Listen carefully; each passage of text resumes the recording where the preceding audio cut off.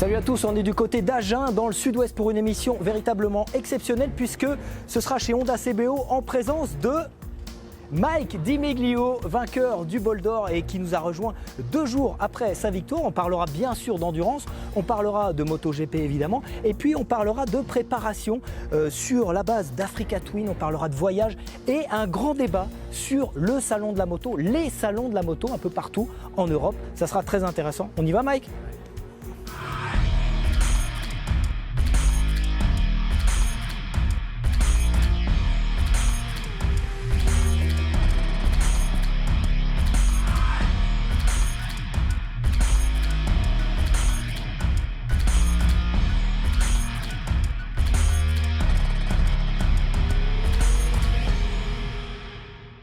Il y a du rouge partout autour de nous. On est chez CBO Challenge Big One à Agen.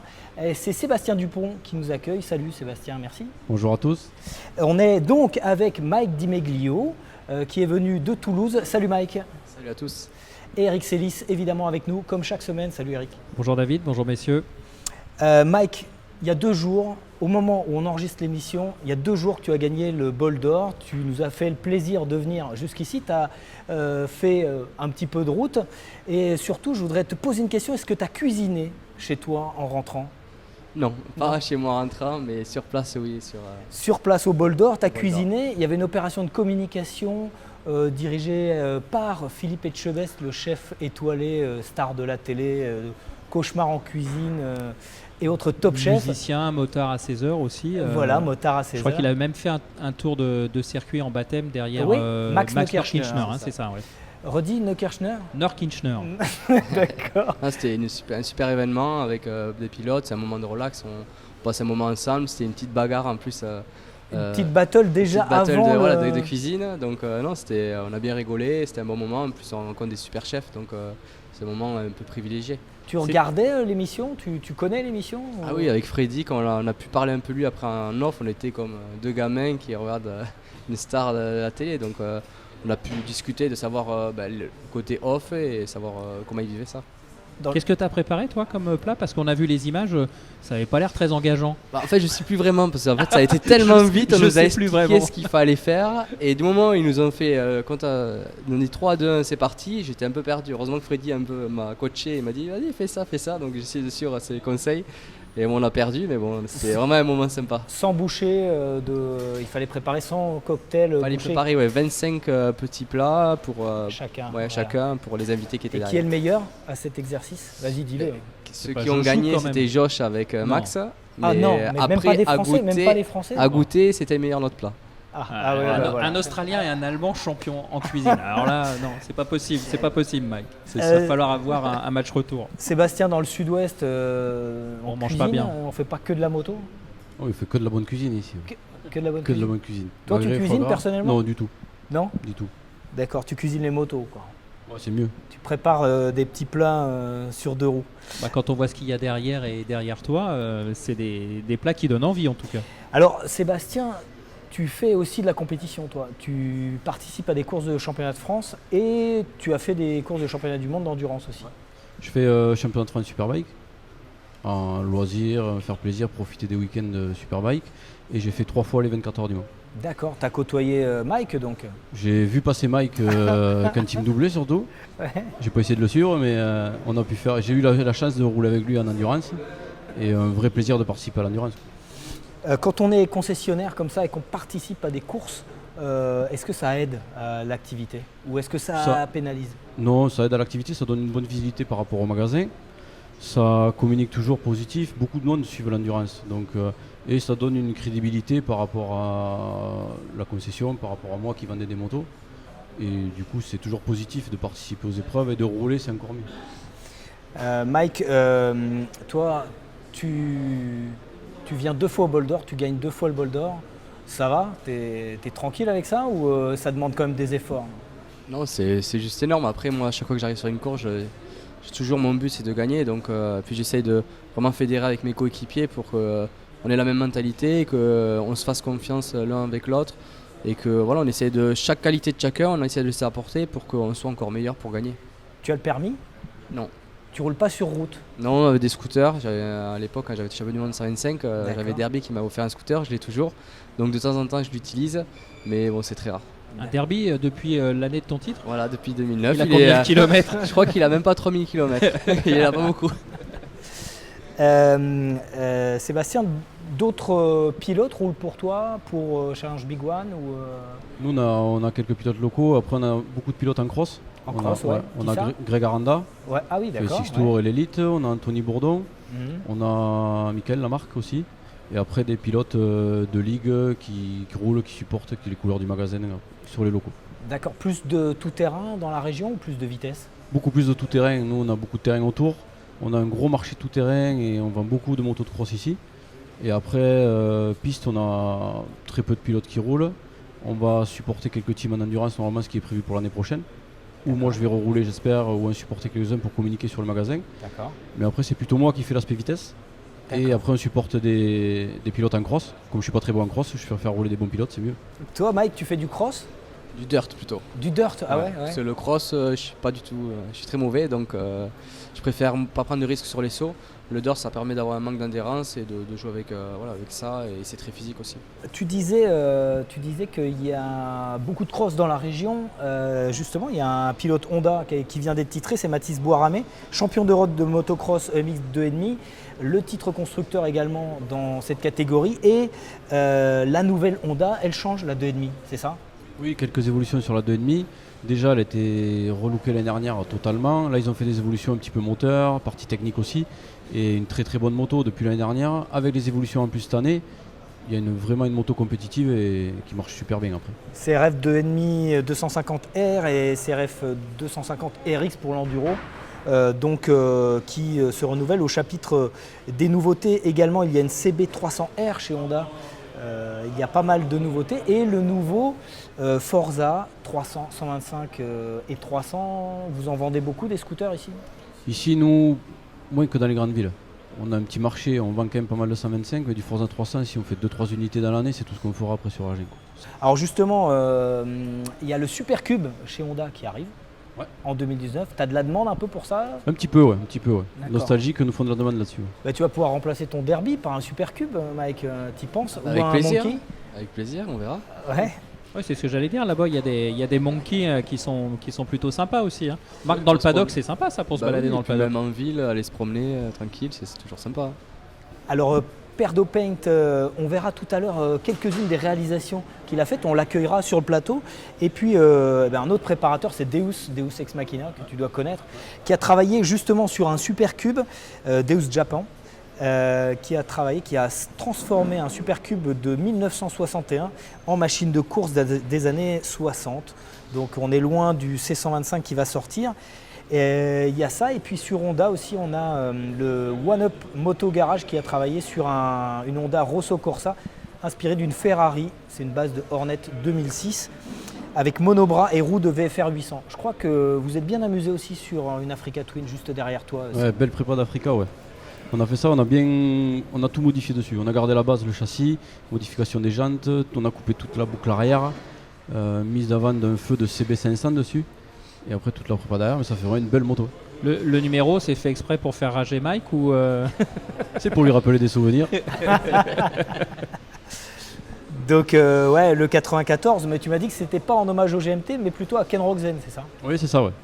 Ken Roczen qui est grand pilote aux États-Unis, un des meilleurs pilotes au monde, pilote officiel Honda. Qui quand même a défrayé la chronique, Ken Roczen, parce qu'il a montré les photos et vidéos sur Instagram de ses opérations.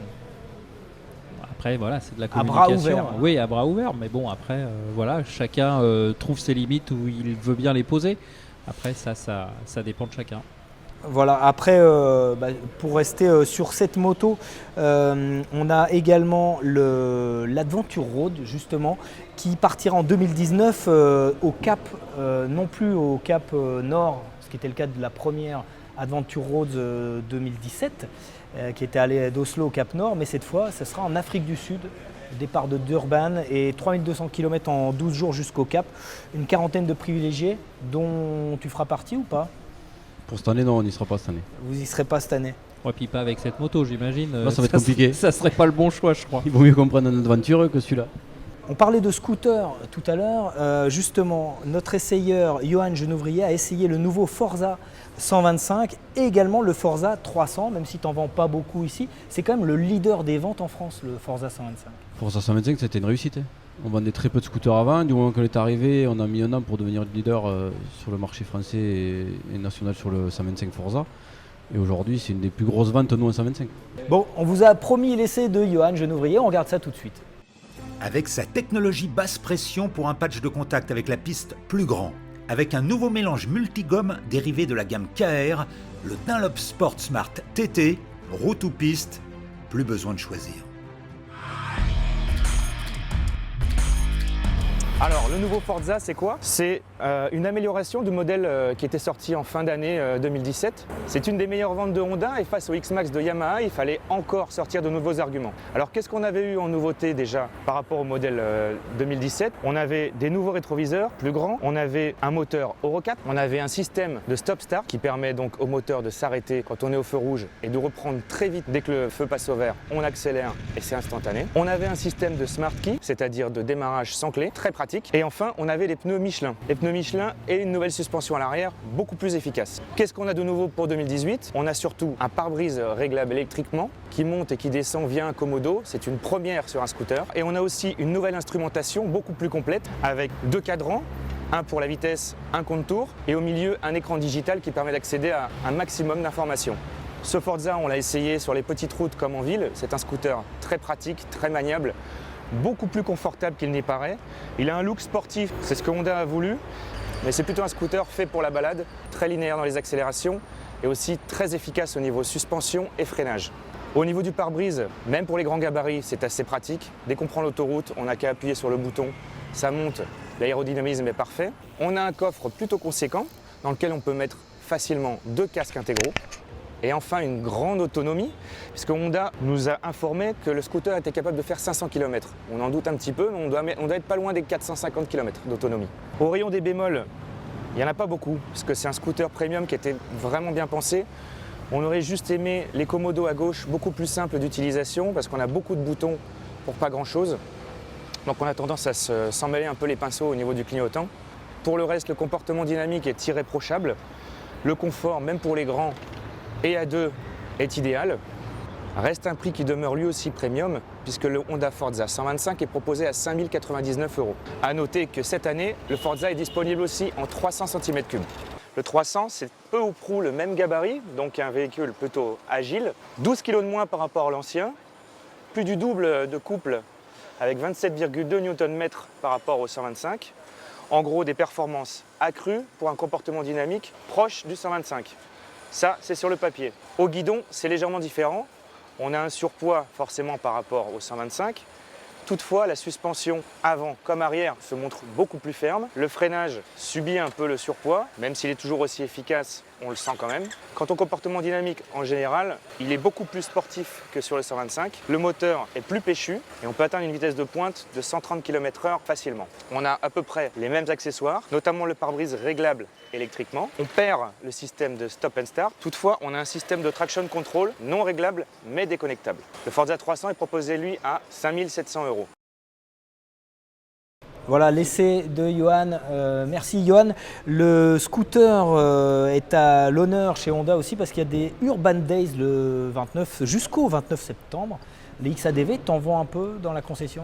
XADV, oui, par contre. Ouais. C'est plutôt, ouais, mais vu le style du scooter, on se retrouve avec un scooter qui est typé moto, un peu typé cross, un peu on dira aussi. Il y a eu des vidéos qui ont été faites comme quoi Kamba il roule avec et qui fait une démo dans la partie terre. Et tout ça a aidé à quand même à vendre des scooters ici. Parce que des gens le prennent plus comme une moto que comme un scooter, un véhicule utilitaire qui peut faire les deux.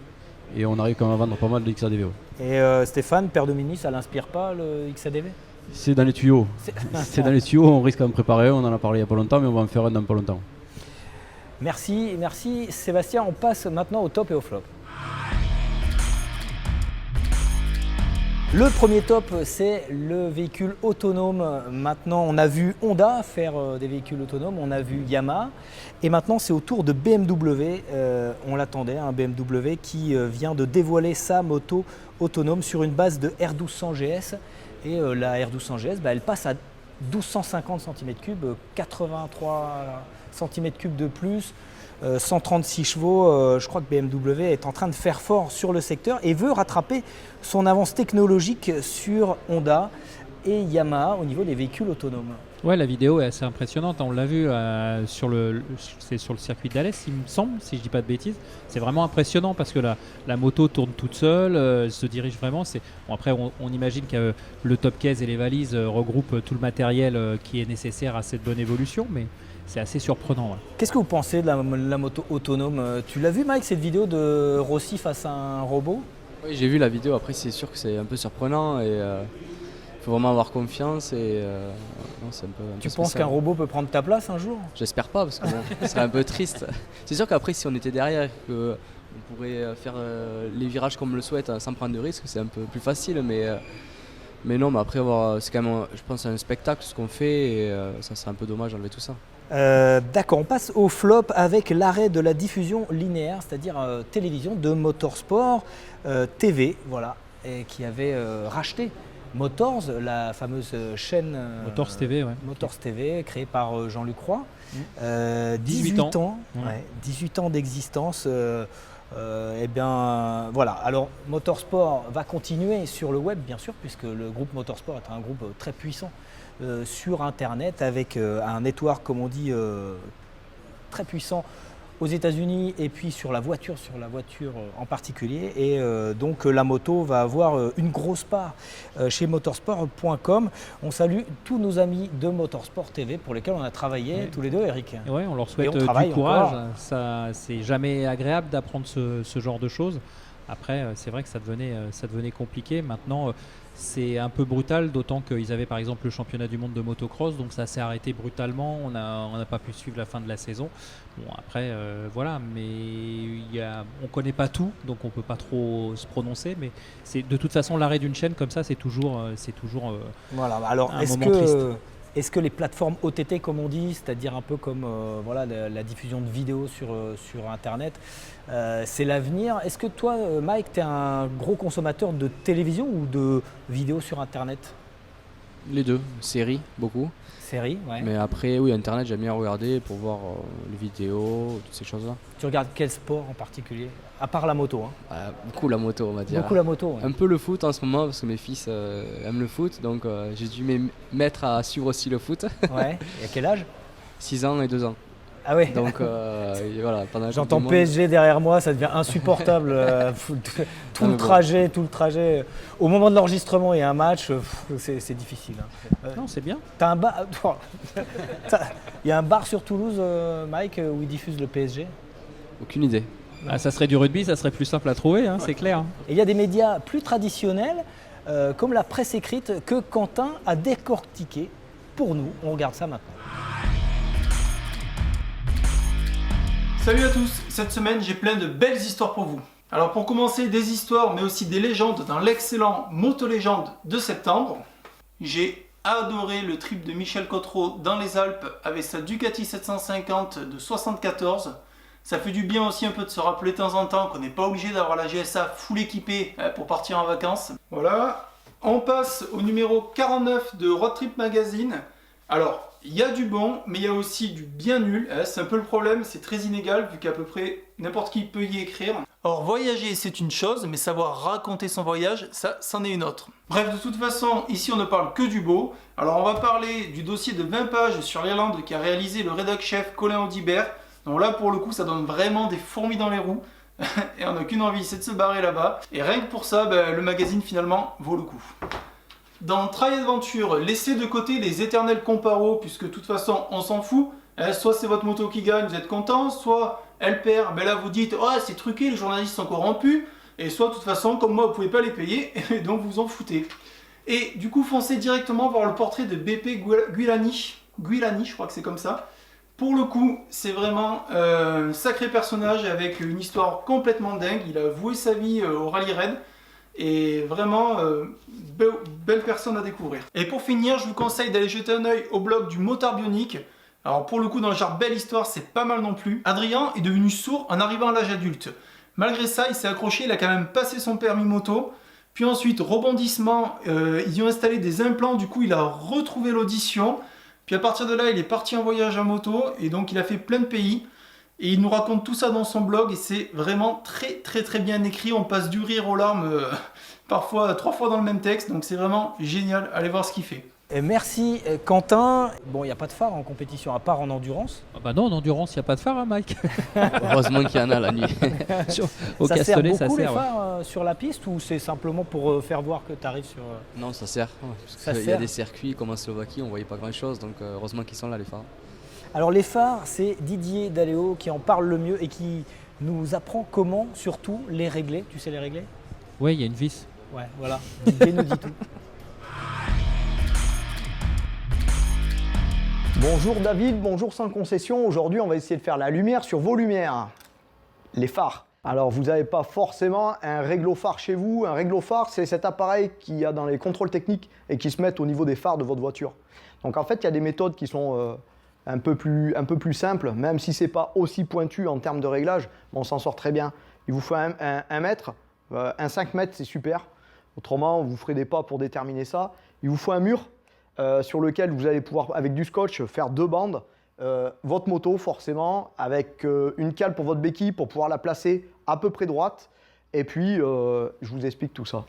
Donc, on va se mettre dos au mur et on va faire 5 mètres. 1, 2, 3, 4, 5. Vous êtes devant votre phare. Donc maintenant, avec le mètre, on va se mettre par terre et on va mesurer la hauteur, le centre d'ampoule. Donc l'ampoule, là, je suis à 89 cm. Maintenant, on va reporter nos 89 cm sur notre mur ou notre portail. Donc, on est bien à 89. Et en fait, ce qu'on va faire, c'est qu'on va mettre une valeur à 79, 10 cm maximum entre les deux valeurs. On se met en feu de croisement ou en code et on va pouvoir toucher le réglage de notre phare pour pouvoir après ensuite le serrer. Alors ce réglage, il est divers sur diverses marques de moto et divers systèmes. Hein. Donc ça peut être une vis par le dessous, ça peut être à l'intérieur du carénage, ça peut être à l'extérieur au niveau de l'optique. Enfin bref, là ce qu'il faut c'est aller voir votre mécanicien ou alors vous téléchargez l'application WAM Daritech pour qu'on puisse vous aiguiller avec votre téléphone portable et pour pouvoir vous faire voir où est-ce qu'est le réglage. Hein. On vous montre sur le mur ce que ça donne. Du coup, on a le réglage qui est très bas. On va monter le faisceau en code ou en feu de croisement, le mettre jusqu'à l'aimant. Là, on va serrer notre phare. Et du coup, quand on se met en phare, en plein phare, et ben du coup, là, on peut éblouir les voitures.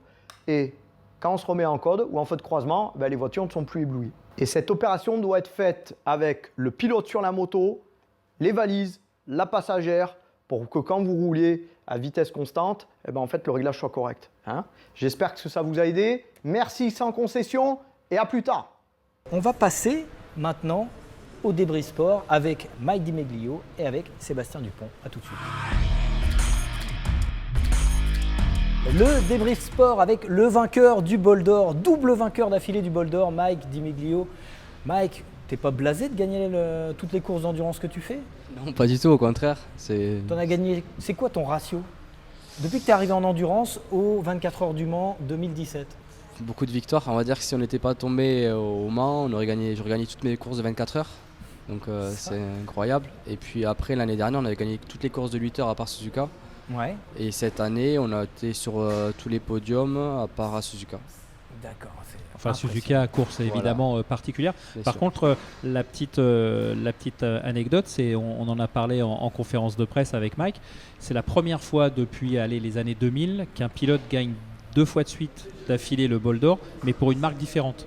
L'année dernière chez Yamaha et là chez Honda cette année. C'est sûr qu'en plus là c'est pour moi plus compliqué parce que j'ai changé de marque en peu de temps, donc le temps était très court. Est-ce qu'elles sont très différentes, la Yamaha R1 et la CBR 1000 RR, les bases des deux motos? Je m'attendais que ce soit compliqué, mais en fait quand j'ai fait mes premiers tours de roue au Castellet, j'étais là. Je voyais le potentiel de la moto, mais ça me demandait vraiment une autre conduite en fait. Tu avais été champion du monde 125 en 2008, hein, c'est ça? C'est ça. Et après, tu étais passé en 250, puis Moto 2. Voilà, Moto 2 et puis MotoGP. Tu avais fait ta première année Moto 2 chez Tech 3? Non, chez Aspar. En fait, j'étais en 250. Dès ma première course, j'avais fait un podium. J'avais fait 3 podiums pendant la saison, j'avais fait une pole. Et l'année d'après, on est passé en Moto 2 chez Aspar. Sébastien, l'endurance MotoGP, l'endurance en France, c'est important. Le MotoGP, ça irradie partout. De quoi on parle? Parce que Honda gagne tout là, en ce moment. Endurance, MotoGP, gros succès. Qu'est-ce qui te revient de la part de tes clients? C'est plus les victoires de Marquez ou c'est plus les victoires de Marquez en ce moment, elles sont plutôt rouges, mais c'est pas le bon rouge qui gagne en ce moment. Il va gagner le titre à la fin. Il gère. Non, les retours qu'on a le plus, c'est sur Marquez. C'est sur Marquez. Ouais, c'est ce qui revient le plus. Après, sur les périodes d'endurance, comme là, après le bol, Honda gagne le bol pour la deuxième fois. Ça faisait longtemps qu'ils ne gagnaient plus. Ils en reparlent. C'est revenu. Sur quelle durée? J'espère sur une longue durée. Et sur période d'endurance, on va entendre parler beaucoup de l'endurance. Et après, sinon, au quotidien, c'est les MotoGP après. Et au niveau du réseau, justement, le fait que Honda France revienne entre guillemets sur le devant de la scène en s'associant avec FCC, TSR, vous dans le réseau, vous avez senti, c'est un point positif pour vous en tant que concessionnaire, représentant de la marque? Moi, je suis concessionnaire depuis 2007. Et depuis 2007, je leur soumets l'idée de faire ça. Je leur donne l'envie de faire ça et je pousse vers ça parce que ça crée de l'ADN entre le constructeur et nous, concessionnaires. Ça crée des liens avec des clients. Ça donne toujours une crédibilité par rapport à Honda. Et c'est positif, il faut continuer sur ce nier-là. Pour nous, c'est du pain béni. Les gens parlent d'Honda, on voit Honda rouler. Un team officiel affilié avec Honda France, c'est encore mieux pour nous. Aujourd'hui, c'est du pain béni. Ouais, et avec les CBR, parce qu'on rappelle que l'endurance, pour ceux qui nous regardent et qui ne sont pas hyper connaisseurs, c'est l'endurance, le bol d'or, les 24 heures du Mans, s'effectue sur des bases de motos qui sont des motos de série, c'est-à-dire les motos que vous vendez ici dans les concessions. Oui, c'est ça qui est encore plus productif. Aujourd'hui, les gens voient les motos qu'ils voient en magasin. Donc l'objectif, je pense, par rapport à ça, c'est continuer à pousser, faire des réplicas de FCC qu'on puisse mettre en concession, justement pour communiquer l'image encore plus, dynamiser ça encore plus et véhiculer la victoire. Pour nous, il faut travailler là-dessus, absolument.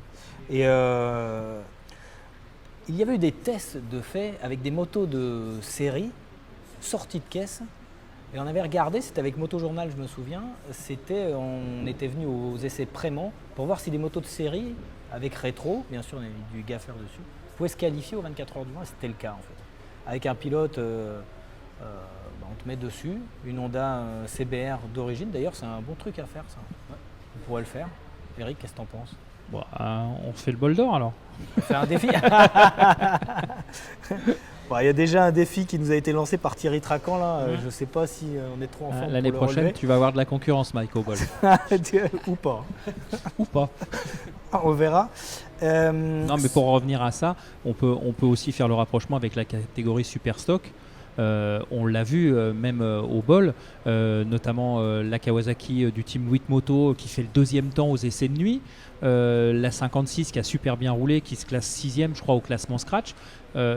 Autant avant les officiels il y avait vraiment une marge avec les machines privées, autant là maintenant la marge se réduit, puis les motos sont vraiment performantes. Une moto de série juste avec des suspensions pour moi est meilleure qu'une vraie WC, parce que surtout avec mon ancienne équipe, avec les systèmes rapide où le bras océan était plus large, la fourche, tout était plus écarté, la moto était plus lourde à conduire. Moi je roulais plus vite avec ma moto d'entraînement qu'avec la moto de course en fait sur les circuits. Donc une moto avec juste des suspensions, on peut rouler plus vite qu'une WC. Il y avait ce week-end un Grand Prix à Aragon et c'est Michel Turcot qui nous fait le débrief de ce Grand Prix.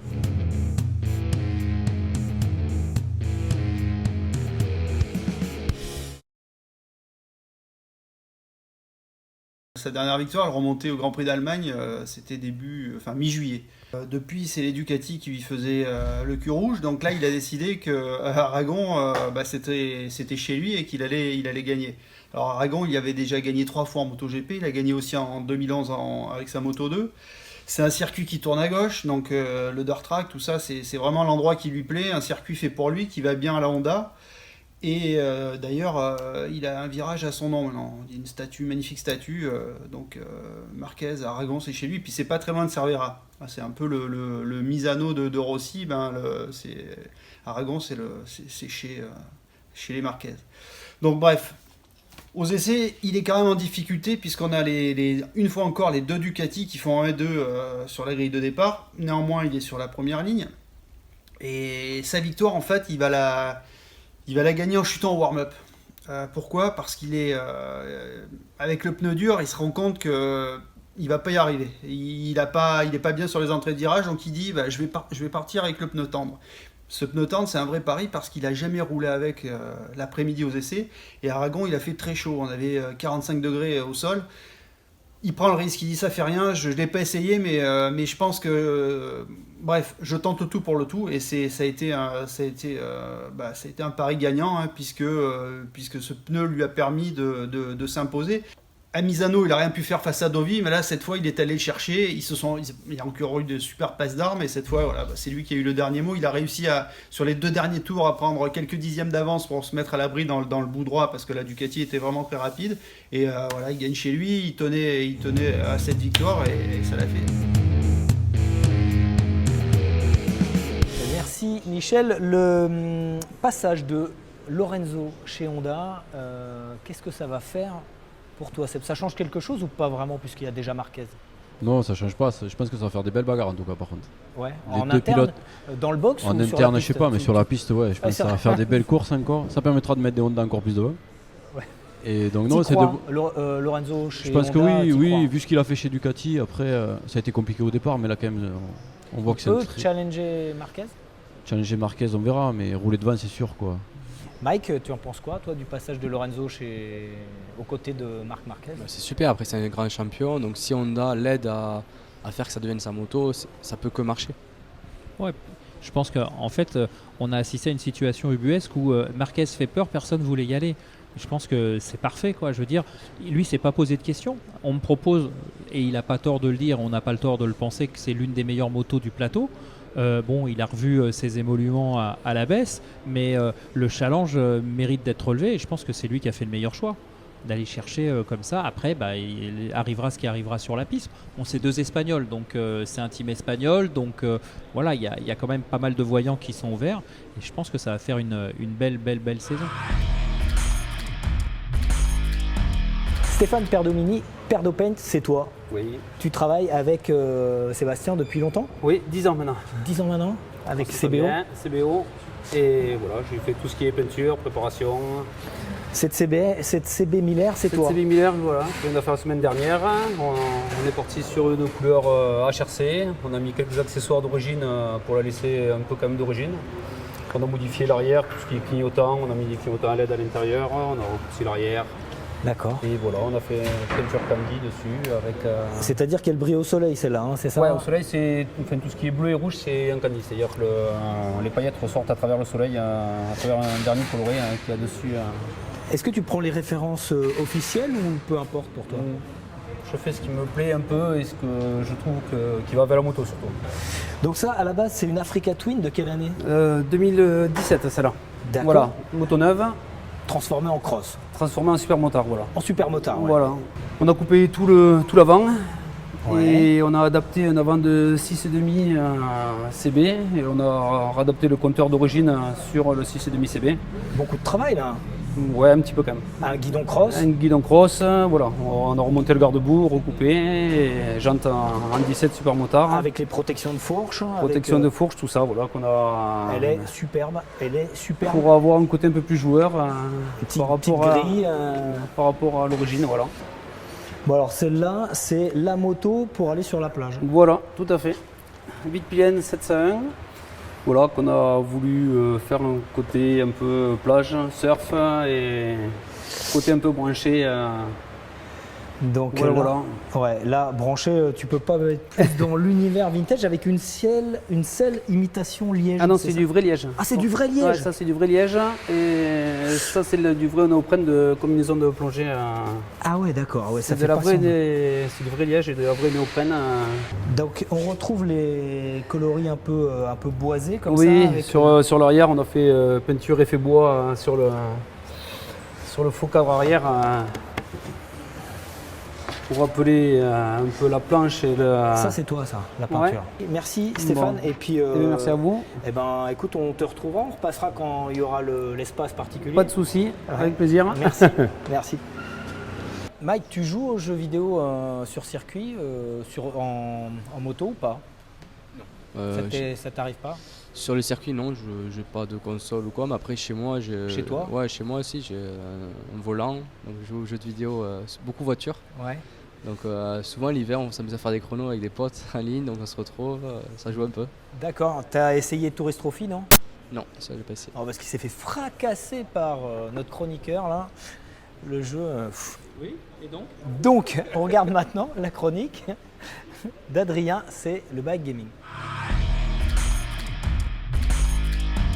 Salut, enfilez votre combinaison de Daft Punk. Aujourd'hui, on va jouer à Gravity Rider sur iOS. Dans ce jeu mobile en 3D qui mêle habilement plateforme, course et réflexion, vous allez piloter des motos futuristes pour tenter d'atteindre les lignes d'arrivée des circuits éparpillés aux quatre coins de la galaxie. Laissez-moi dans un premier temps vous parler du gameplay. Ici, on a affaire à un jeu de type arcade où la caméra scrolle latéralement et vous chercherez plutôt un moyen de réceptionner correctement votre moto qu'espérer faire une pointe de vitesse. Le design des circuits me fait presque penser à un grand 8 de parc d'attractions. Rajoutez à ça un moteur physique plutôt convaincant et les obstacles à éviter vous donneront plus de fil à retordre que les autres pilotes en course avec vous. En parlant de course, vous aurez le droit à un mode solo ou un multijoueur en ligne.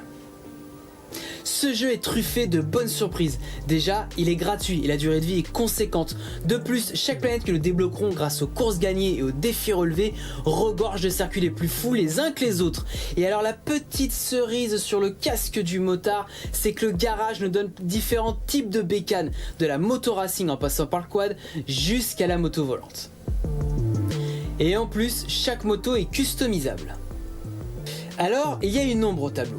Oui, ce jeu est gratuit, mais il est rempli de pubs. À chaque démarrage, chaque course, chaque chute, il y a une pub. Et franchement, ça casse complètement l'immersion du jeu. C'est la loi du free-to-play.